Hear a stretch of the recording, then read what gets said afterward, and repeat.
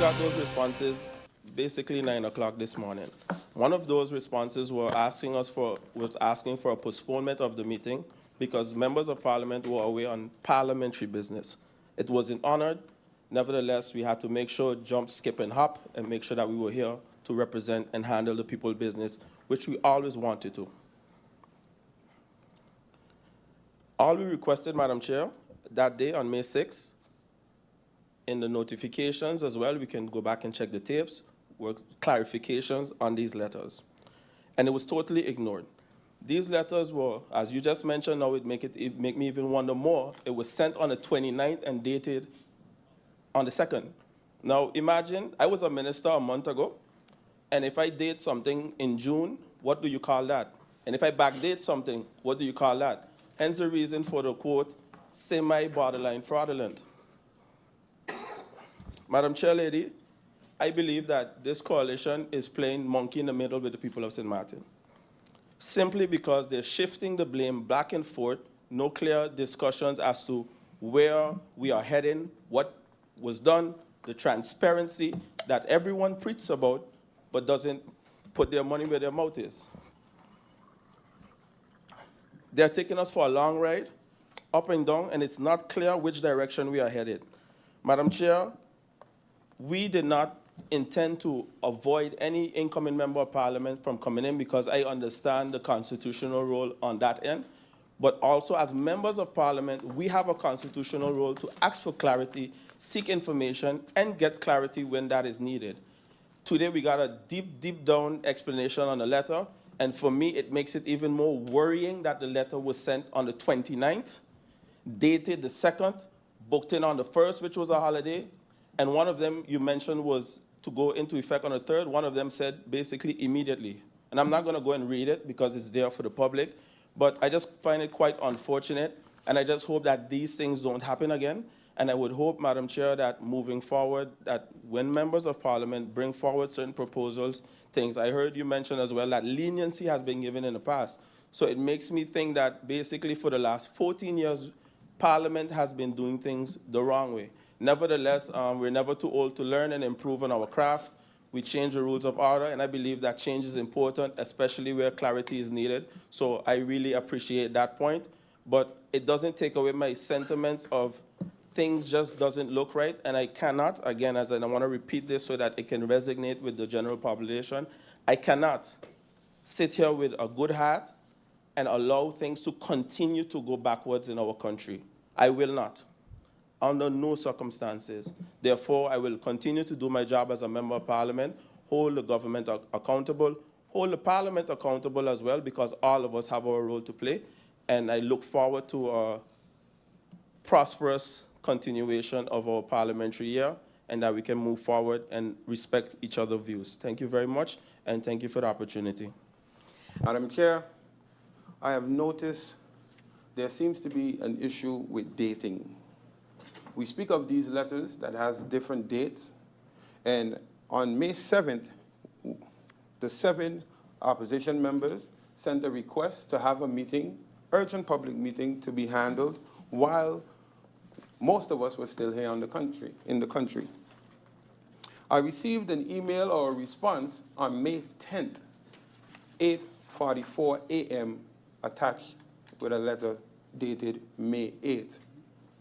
Again, today, it is being given the impression that my faction's letters have been responded to in a timely fashion. But today, again, they received an email 8:44 a.m. today, 6 minutes before this meeting was scheduled to start. Nonetheless, nonetheless, I'm here to say this. Amidst all the chaos, confusions, and contradictions, I can speak for myself and the faction of the United People's Party. We have no issues approving the credentials of the 2 young men. We never did have issues approving the credentials. But opposition or not, we will not be rubber stamps. So today clarity was provided. I guess clarity is provided in hopes that MP Durant do not bring a point of proposal again, but that was not the case. So, but thank you for the clarity. But, Madam Chair, I was in VSI, I was in government, and one thing I can say is that this government paints doom and gloom. Every article is doom and gloom. St. Martin is trying times, but yet we're in a honeymoon phase. Government does not have honeymoon phase. And hence why I agree with your article in the paper, Madam Chair, stated, what is the governing accord? Are we not following the governing accord? Because I refuse to believe that in the governing accord of 2x4 it says to pick up barricades as a prime minister. I refuse to believe that that is the most important thing that you can do, because I know, sitting in Council of Ministers, former Prime Minister had many, many unfinished things to do for this country. So ain't no way that as a Prime Minister, you are telling your PR to take a picture of me moving a barricade. I'm seeing nothing of substance. Just to prove my point, adjusting the SZV payout dates for seniors to allow them to be paid at the end of the month as opposed to the following month. Starting community vaccination programs, starting community vaccination outreach, resolving and formalizing a MOU with the Pharmacy Association, establishing a payment method to avoid a strike or non-acceptance of government cards. Those are things that I did in my first week as Minister of VSI. I am seeing parading of nothing of substance. We sat here for budget and everyone asks, what are some of the things that you would like the government to continue? What are some of the things that you would want to do? And I noticed during the budget they keep asking, what are your future plans? What are your future plans? When it was expected for us to be out in a week. So I guess they were asking our future plans because they have no idea what to do. So I have no questions or anything. So I turn to you MPs, incoming MPs. I look forward to serving with you, hopefully very soon. But I just wanted to let the public know my sentiments on this government. Thank you. The letter dated on the 2nd of May came in and was booked in on the 1st. The letter states, I am writing to formally submit my resignation from my position as a Member of Parliament in accordance with the Rules of Order of Parliament of St. Martin as outlined in Chapter 15 of Article 90. I am going to read it again. It says, I am writing to formally submit my resignation. Nowhere in this letter, Madam Chair Lady, it states as of the 3rd. A little further down, it gives an explanation why the resignation is being tendered. It says, the primary reason for my resignation is to adhere to the Article 34, Section 2, subsection 2, which prohibits members of Parliament from simultaneously holding the position of Minister. Given my forthcoming swearing in as Minister of TIAT on May the 3rd, it is imperative for me to vacate my current parliamentary role. That means that on the 2nd, that resignation was already tendered. There's why I asked the question, why was that ex-member of Parliament still sitting in a Member of Parliament's chair during that meeting? That was my question, Madam Chair. And I like the games, you know, the playing with words, you know. I love it. I really, really love it. But to answer another question from the Minister, from the Member of Parliament, in the Criminal Code, Article 225.1, which you would know, states, any person who falsely draws up or falsifies a document intended to serve as evidence of any fact with the intention of using it as genuine and unaltered to having it used by others, that is criminal. So I am somewhat confused that anyone felt even, you know, attacked in any way whatsoever concerning this matter. It was not clear to me, so I asked. And I think after a parliament of 15 members that voted unanimously for one chair, I expected to say, hey guys, 1 second, this is what I actually expected, this is what happened, this is what, just some clarity. And we could have moved on. The 2 new incoming members of parliament would have been here a long time ago. And they both know that me personally have no issues with you, and I don't think anyone else that is sitting now here in opposition also has any problem with you guys. Okay? Madam Chair Lady, thank you.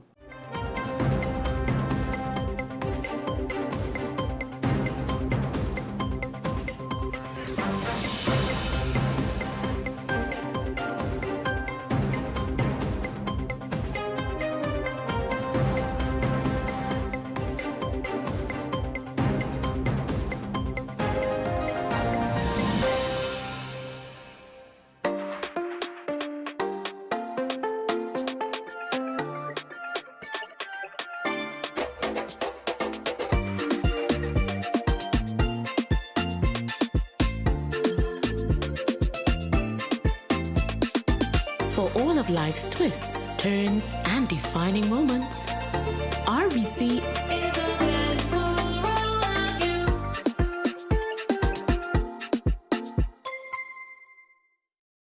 SZV, your social and health insurance. SZV, your social and health insurances. Are you SZV insured? Do you have a valid medical insurance status? SZV is cardless. Request your My SZV account today and enter the virtual office of SZV. Go to szv.sx and sign up now. SZV, yeah, your social health insurance.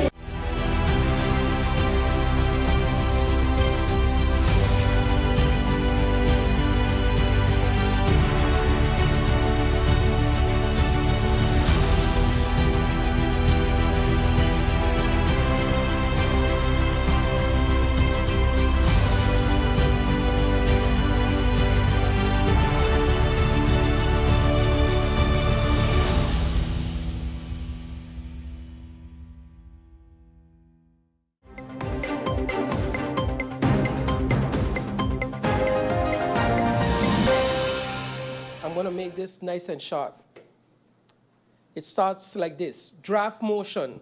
The Parliament of St. Martin, in its meeting of today, May the 20th, 2024, coinciding the lengthy, non-transparent, and controversial formation process that the formateur, now Prime Minister Luc Marcelina of the current government presided over, that it is understood that even members of the coalition and of the party of the Prime Minister URSM themselves have expressed both publicly and privately the lack of confidence in the ability to govern as Prime Minister, that it is a clear lack of overall leadership in the 2x4 coalition has led us to where we are today, with a parliament of only 13 instead of 15, that while it is members of the 2x4 coalition have refused to show up for the first and the second meeting, which was called to approve the credentials of the 2 incoming members of parliament, they have ever since been trying to blame members of the opposition, citing that they are trying to keep the members elect from fulfilling their constitutional obligations, which is absolutely not the case. That it is further with much questionable in proper procedures, if proper procedures have been followed to arrive to the point where the ministers have been sworn in, while questions are still many regarding their resignation from Parliament. That this situation has clearly cast serious doubts regarding the resignation of Dr. Luc Marcelina and Mrs. Grisha Heiliger Martin from Parliament to become ministers, thus clearing the way for the approval of the credentials of incoming members, as was stated before on the floor of Parliament.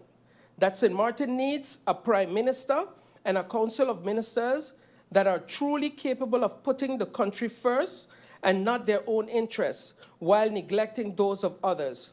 That the Constitution of St. Martin in Article 33, Sub 2 states, in the event any minister no longer enjoys the confidence of Parliament, he or she shall resign. Resolves that in accordance with Article 33, Sub 2 of the Constitution of St. Martin, the Parliament of St. Martin expresses to have no confidence in the Prime Minister, the Minister of General Affairs, Dr. Luke Marcelina, also in following the ministers, Minister of Tourism, Economic Affairs, Traffic and Telecommunication, Ms. Grisha Heiliger Martin, and the Minister of Public Health, Labor, Social Affairs, Ms. Veronica Janssen-Webster, that the Prime Minister and Minister of General Affairs, Dr. Luke Marcelina, as well as the Minister of Tourism, Economic Affairs, Traffic and Telecommunication, Ms. Grisha Heiliger Martin, and the Minister of Health, Social Affairs and Labor, Ms. Veronica Janssen, must be removed from office effective immediately while not participating in any decision whatsoever in the Council of Ministers upon passing of this motion. And it goes over to the motion of the day. Copies of this motion will be sent to His Excellency Governor of St. Martin, Adjomo Bailey, the Council of Ministers, Com of St. Martin, Parliament of Com of Curacao, Parliament and Com of Aruba. Order of the day.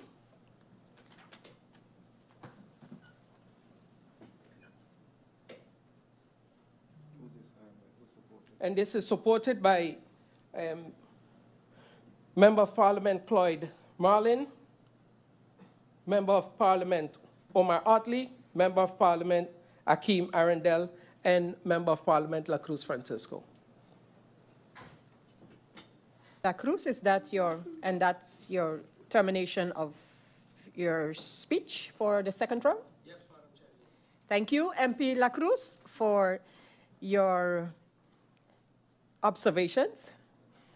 And I continue with asking the members who are desirous of speaking in the second round, and the next one on the speakers list is MP Marlin. MP Marlin, you have the floor. This meeting of Parliament today isn't any other ordinary meeting of Parliament. Once again, the members of the opposition, we had to show up, and we made sure show up to approve the credentials so that these two fine young men can soon be sitting in this hall deliberating with us. I heard a colleague MP said that last term they had to endure showing up to make sure give quorum, stating some 7 months. It was only 6. And rest assured that this MP Marlin will show up once on the island and once healthy without excuse. I will show up. I thank you. Madam Chair, I don't really have much to say, and thank you for correcting me. It was 6 months, my bad. It felt longer. I just want to say, Madam Chair, that when we talk about stability out one corner of our mouth, out the other side, it cannot also mean only when I am there. That is the sentiment that I've been receiving and the public has been receiving. And I would think after the public backlash over the last week and a half regarding what occurred prior to this, when this meeting was called for the second time, I think that that is what we have to pay attention to. We're here to represent the people. This is a constitutional matter. The Constitution says we have to be at 15 members.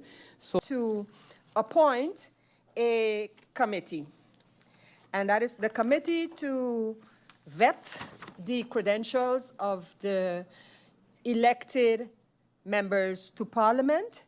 I would ask MP Melissa Gums, who would also be the chairperson of the committee, MP Jacobs, and MP Otley. Madam Chair Lady, the committee has verified the credentials and all documents are in accordance to what the law prescribes and are in order. We advise for Parliament to approve the credentials of Mr. Richnel S.J. Brug and Mr. Viren V. Kotai. Members of Parliament, a motion has been presented.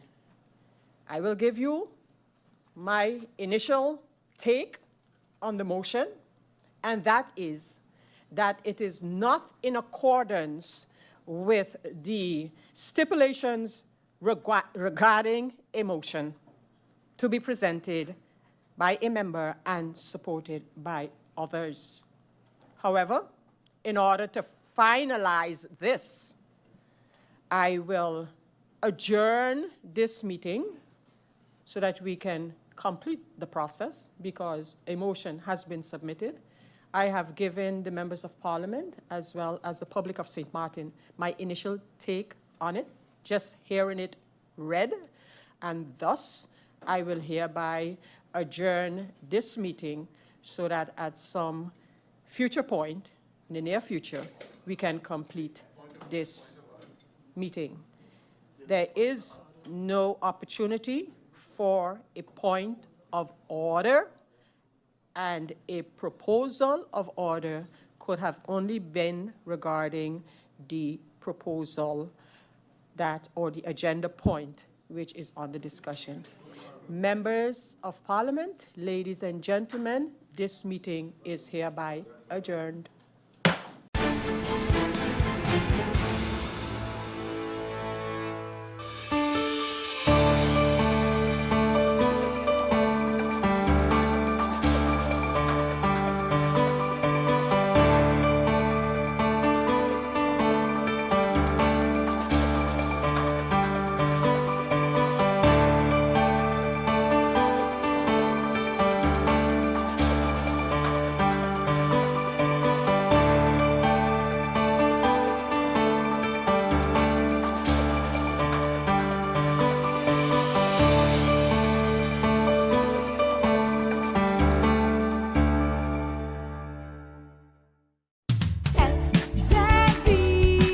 Your social and health insurance is Your social and health insurance. Are you SXV insured? Do you have a valid medical insurance status? SXV is cardless. Request your My SXV account today and enter the virtual office of SXV. Go to sxv.sx and sign up now. Your social and health insurance.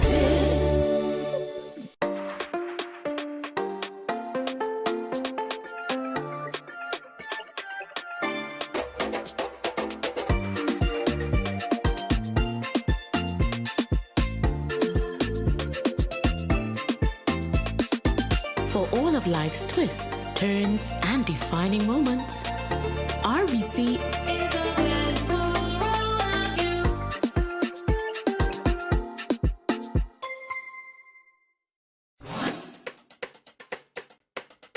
It's time for a new brand that is as bold, vibrant, and colorful as the island of St. Martin, with colors drawn from our diversity,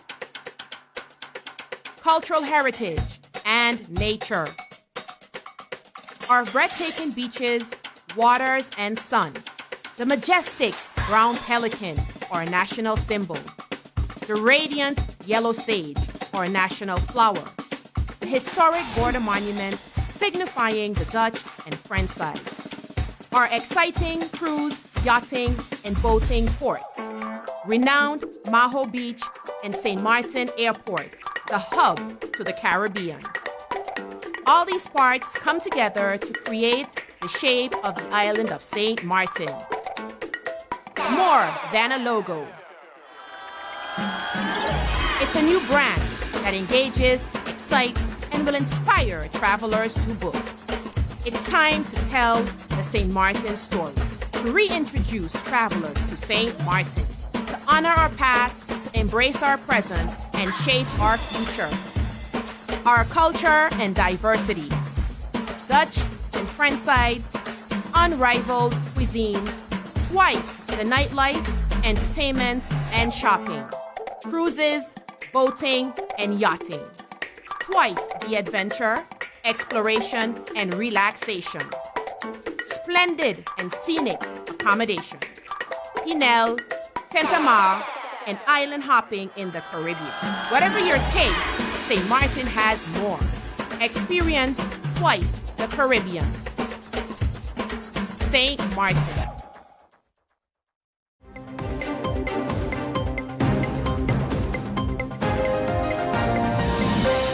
The Territorial Council of April 30th, 2024 met to deliberate on 2 points on the agenda.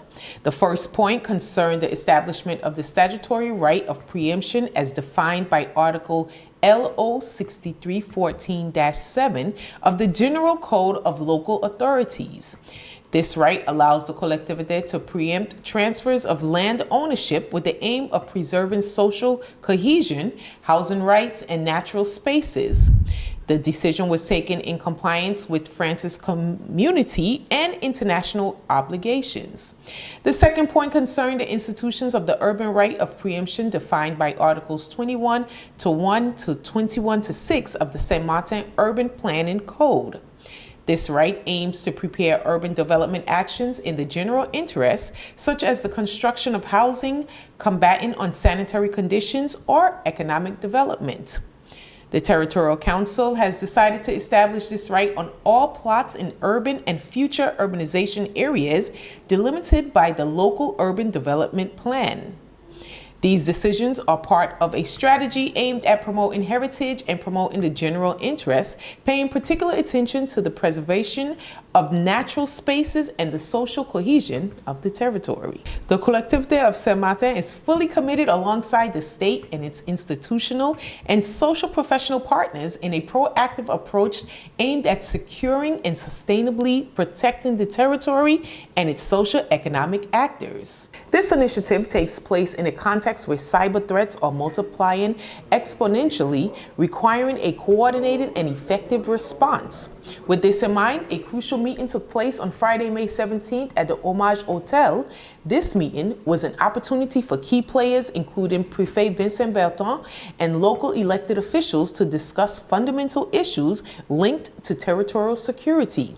Furthermore, it made it possible to invite professionals in the sector, whether they are business leaders, association representatives, or institutional actors, to join this collective approach.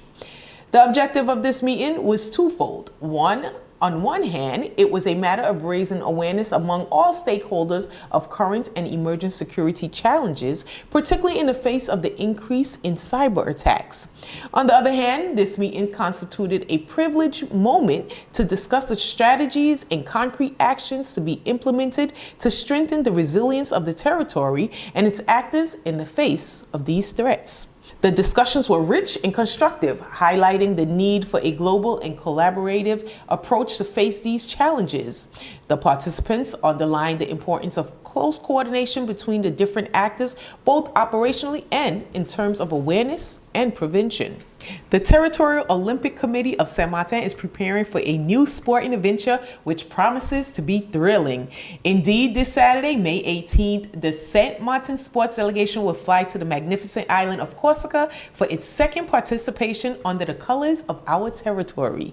Led by the dynamic president of CETAS, Alain Gros-Desormeaux, and by the territorial advisor in charge of sports, Marc Menard, this delegation promises to proudly represent Saint Martin during this national competition. This sporting event is of particular importance not only for the athletes who have trained with determination and passion, but also for the entire sporting community on our island. This participation demonstrates the commitment and determination of Saint Martin to make a place for itself on the national sporting scene.